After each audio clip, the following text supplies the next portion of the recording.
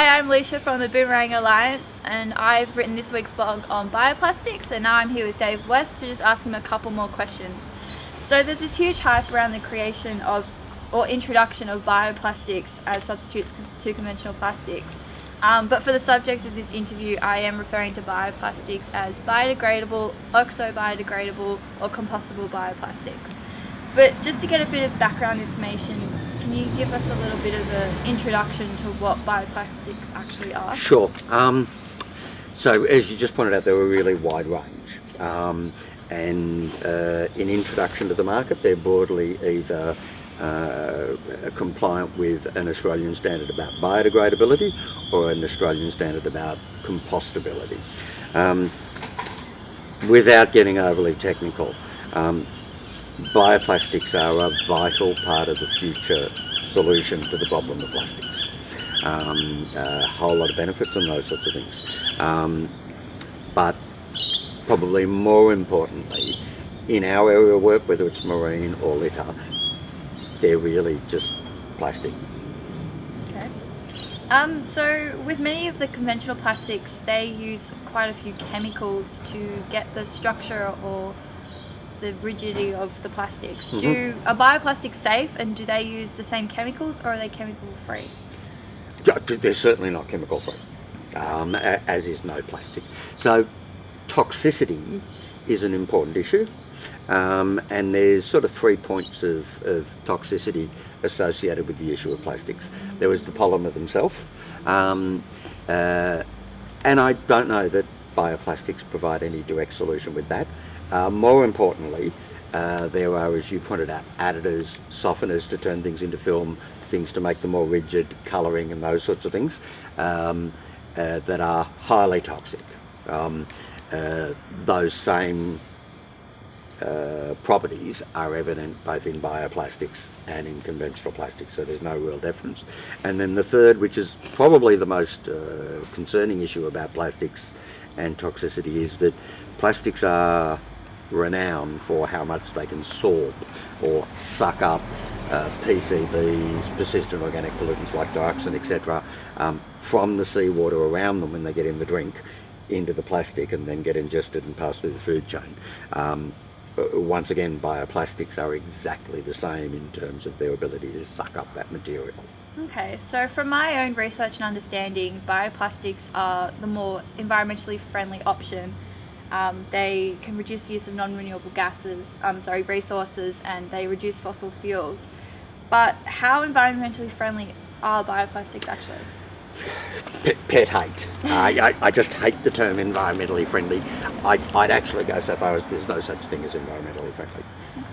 And as a classic example, is organic cotton environmentally friendly? Well, sure, unless it's in a field that's been planted because someone's cleared a forest. Still by me, organically certified, etc., etc., etc. So the same issue is here.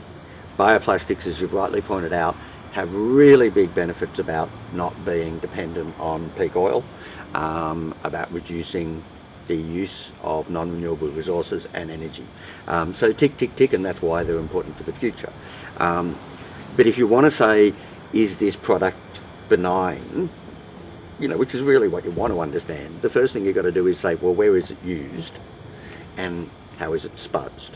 And in the instance of where bioplastics are common, coffee cups, rigid food packaging, plastic bags and those sorts of things, in the majority of those instances they're highly likely to be littered, and then as they fragment they will enter the ocean.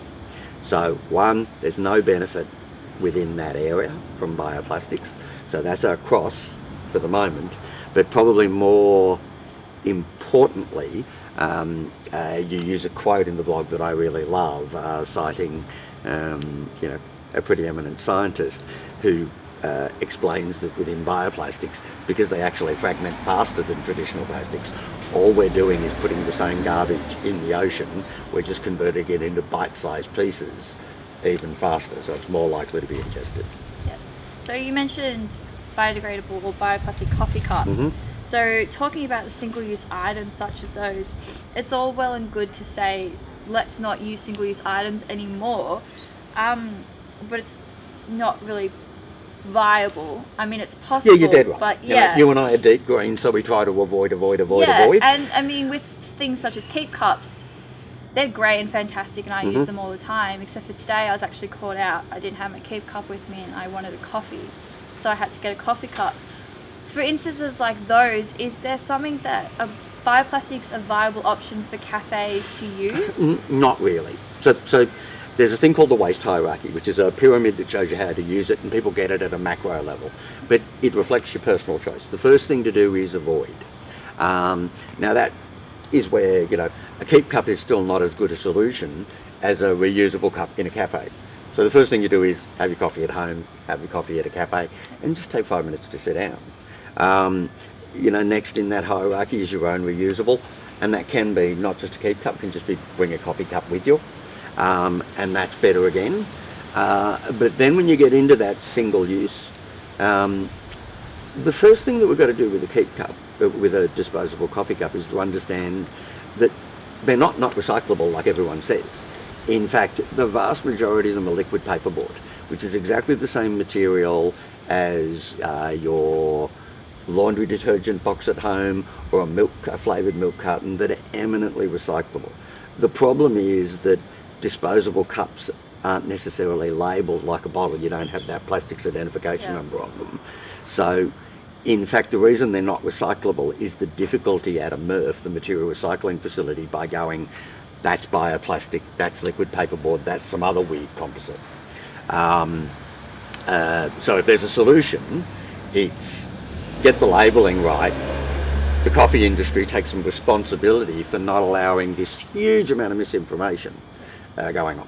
Similarly, you know, you've got all these people in states like the Northern Territory, South Australia, Tasmania, the ACT, that have supposedly banned plastic bags, when in fact what they've done is substitute a HDPE or LDPE polymer plastic bag for a bioplastic that is simply going to be, that the film is going to be in tiny bite-sized pieces faster. So it's no solution at all.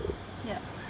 So in saying that they're not a solution, at the moment, well, there's not a great range of bioplastics that are the solution to marine plastic pollution. Are they a good stepping stone for businesses? Well, not in those instances, and that's where the first thing we'd say to a cafe is horses for courses. And in some instances, you know, it's better to just dispose of it and dispose of it thoughtfully. What we do need to recognise is that, as an example, a company everyone knows I don't like very much, Coca-Cola Amatil, has introduced the plant bottle, where a substantial amount of the PET is being replaced by a grown ethanol-based version of PET. And, you know, hats off to Coke for doing that. That they tried to suggest that was a reason why you didn't need something like a container deposit scheme was a bit deceitful.